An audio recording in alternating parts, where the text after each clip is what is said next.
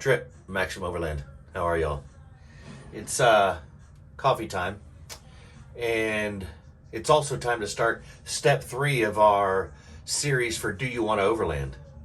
Now, in the last video, what we went over was kind of how to get things together and start the ideas in your head, and maybe talking to some friends and collecting things. Well, this video is going to start right there. Did you go ahead and do that? Did you talk to some friends that do it already? Did you try to borrow some gear that maybe they don't use anymore or that they don't need anymore? And what did you look in your house? Did you put some stuff together in your house and maybe think, okay, these are the things that I would take from the house? And the reason why I asked that is because we're quickly getting ready to do step 4. And step 4 is actually going to be, getting on Gaia or one of the National Forest Service websites and actually locating something close to you and making a plan, making a route, and actually doing it with whatever you've gotten from your friends or were able to borrow or use temporarily, and actually going and do this. Guys, we're still calling it winter camping, but at the same time, we're coming out of that, and it's going to be summer soon, and I want you guys to be ready for the summer so you can actually take this hobby and take it to the next level and do it as many times over the summer as you'd like. So I guess the first question is, did you watch step 2? And in step 2, did you start taking those steps to get some stuff together? We can always jump on Amazon. I've got a store. Multiple other guys have stores. Or you can go to Walmart. We can always get things that, we don't have immediately. But the biggest thing is budget. And to start off, we want to get you on a trip out in the woods for a weekend before you spend any sort of amount of money that you're not just willing to lose if you didn't like it. Now, I truly believe that if you're interested in it, you're going to like it. But at the same time, we all have different experiences. And sometimes, people have gone out and gone, you know what, this just really isn't for me. And that's what we want to do. So we want to do it in earnest. We want to take what we can get from friends, borrow, whether you think you're a camper guy, maybe a friend will allow you to borrow his camper, or a tent guy, or however you see it starting. You can do this with the vehicle you have, I assure you, or maybe swapping with a friend. And then at the same time, with minimal investment, you can find out what your friends have that they're willing to part with or even loan for a short weekend. And we can get you out to the outdoors and get you set up and get you in a situation where you're comfortable and you're going to enjoy it. If we can do that, I assure you, you'll do it more. Now, with that being said, in my opinion, car camping, truck camping, or tent camping, maybe even hammock camping, all those things are the most budget-friendly ways to get you, out in the woods. Obviously, if you have an SUV or something like that you can put the seats down, you can camp in that. Vans, minivans, all those types of things. Then the next cheapest option is going to be hammocks or tents. And so a lot of those things are a lot of things that people have, and as they level up, they stop using them, and they're in their storage buildings, and they don't use them anymore. So maybe this is your way to enter this field and really cheaply. And most of these things, these people will say, well, hell, I don't even use this lantern anymore, or I don't use this cook stove anymore. I don't use this tent anymore. We've got a camper, or we've got a rooftop tent.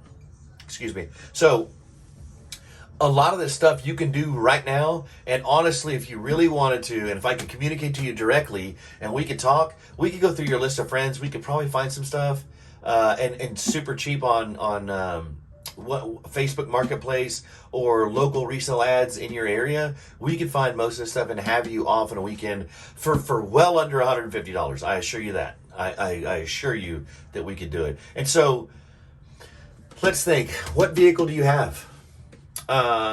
Is it capable of at least being reliable, starting and stopping and going, somewhere from 0 to 100 miles away from your home?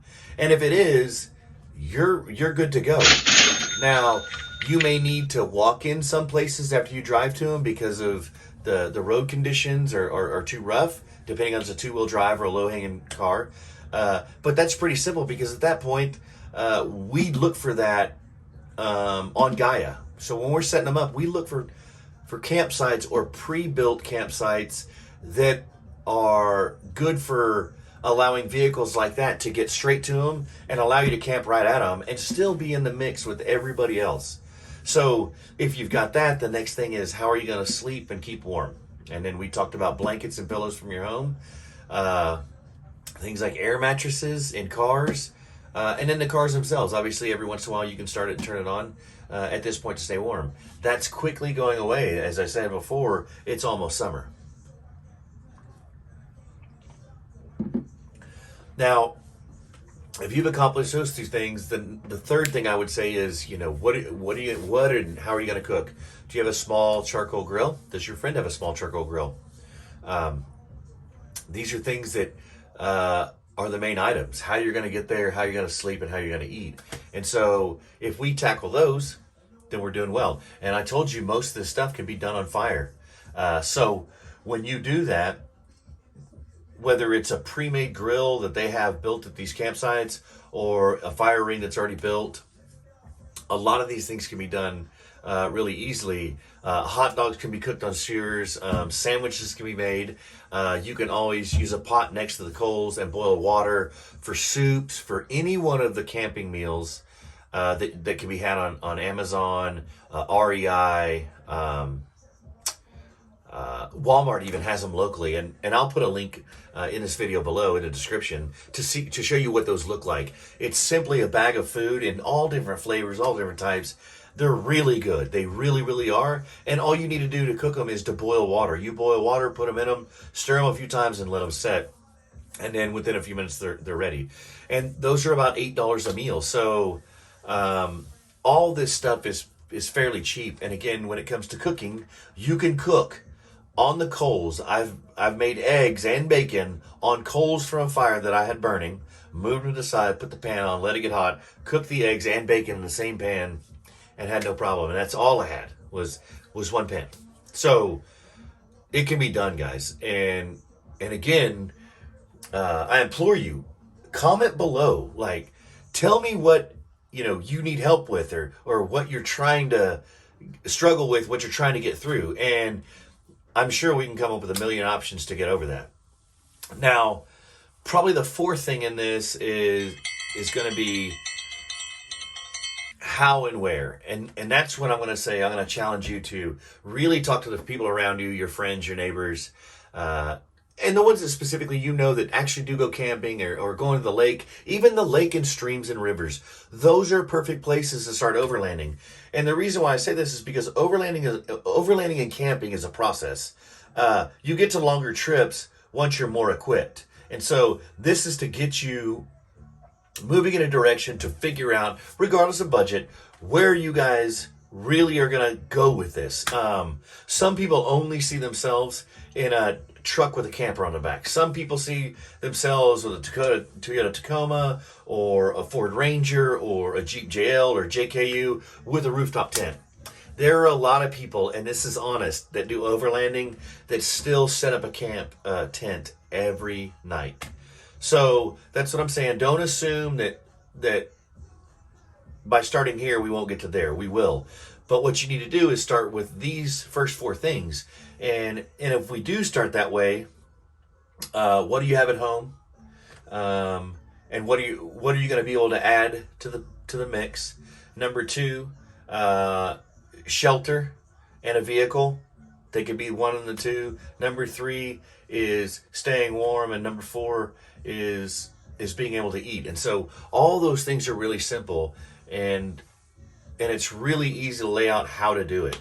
And so now, this is where we get to the comment section, and I would really like for you guys to start asking questions in the comments, and I can show you how we work through those things. Right now, I know that several of my friends are ex-military, so if I needed any sort of outdoor equipment, those are the first people I'd call. And so I would call those guys and say, hey, do one of you guys have a tent that I could borrow this weekend? I have a regular pickup truck for work, an F-350 Super Duty extended cab. And what I would do is I would use that. I really would. And so I would say, okay, so I've got a vehicle. Mike's going to loan me a tent. And then what else do I need from there? I need blankets from my house and pillows. I can bring that. Because at this point now I can sleep in the back of the truck, or I can make a pallet in the bed of the truck, or I can set up a tent. And then from there is food. I need a cooler, some type of cooler. Walmart has a million coolers for a very fraud price. And if you're talking about a single person, they have some very cheap coolers that could easily handle enough food for one person or two people all weekend long. So you see how we're starting to put that together? I've already found friends that had something. I know what I have as far as a vehicle, and I know that I could bring something to stay warm. So next thing is cooking. Man, nobody's got a stove. Okay, so I'm going to have to, make a fire. So I need to make sure that wherever I go is going to allow fire when we set up the trip. Maybe potentially has pre-set up barbecue pits, because a lot of them do. And if they don't, do they allow ground fires? And so if they do, then you're good there too. Again, we'll make a fire ring. We'll create some fire. Get it burning for a little bit, take some of those coals, move them to the side, set your pan right on them, and cook right like that. If you need more heat, you just add more coals. And so I'm already in the process of being able to go out this weekend. And just from those few little steps. And so now that we're there, where am I going to go? The first thing I would do in my area is I would literally Google lakes, streams, national forests, state parks in my area or near me with those words.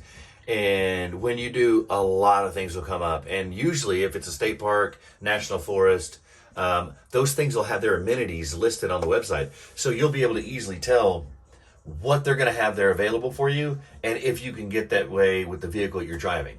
So these are all pretty simple steps, but sometimes people feel like they're so insurmountable, or that you've got to have a specific vehicle and a specific type of gear to go anywhere, and you really don't. And that's kind of the neat thing about it, is that almost anything that's driving down the road would get us to somewhere to camp. And maybe it's not the back roads, but again, remember, that's a process. And so again, we still get to start enjoying the outdoors and kind of honing our craft, gathering firewood, cooking on an open fire, tent set up and tear down, and ground clearing for the tent. All those things go into making you have a more enjoyable experience when you're actually doing it. So again, don't be afraid to start at the bottom. I would say probably more than 50% of the people do. The other 50%, I would say it's a mix. Some people have been camping their whole life. Some people have lived the outdoor life their entire life. So a lot of the things they have been passed down through generations, or they can go right to a direct family member and get anything they need for an extended amount of time. The other part are the people that can actually afford to just go ahead and go to a shop and just be outfitted from top to bottom just to start. And so regardless of whatever level you're at, we can still start here. And I will tell you this, it's a really good experience, and it's a really good feeling knowing that you can pull up to any piece of land and clear it, set your shelter up, gather wood, build a fire, cook on a fire, all by yourself and with minimal amount of tools. And then I guess the only thing I could add other than that is probably water storage. And I say that because it's in your big four. It goes along with food, is food and drink, in my opinion. I never separate the two, because we need food, but water is far more important. So I associate those the same. So when I'm getting food, I'm always getting something to drink as well, whether it's gallons of water that you bring from home or bottled water that you get at the store. Regardless, always have more than you think you're going to need. And by that, if I'm going out by myself for one night, I take a case of water, because that one night could turn into anything. And I can't go without water for longer than 3 days, but I can go without that food for far longer than 3 days. So things like that, be mindful. I guess other than that, I would just say start in the comments below. And if you have questions, no question is crazy. All crazy questions are welcomed, just like any other question that somebody else may have. And the reason being is when you ask it, you'll realize that crazy question you thought you had, so many people will respond to it because they've had that same feeling and same thought, and that totally just waters it down to not a crazy question anymore and completely legitimate. And so again, let's take it to the next level.